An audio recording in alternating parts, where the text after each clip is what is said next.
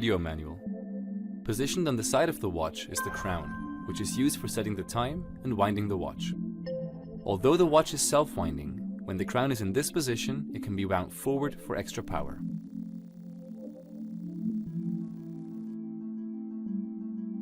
To set the time, pull the crown out one click to its furthest position. The seconds hand will stop.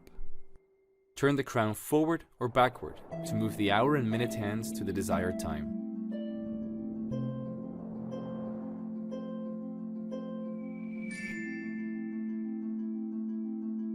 To adjust the date, press the corrector located on the side of the watch at 10 o'clock.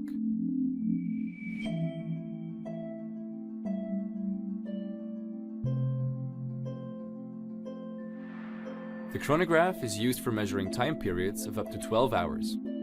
To start or stop timing, press the upper pusher located at 2 o'clock.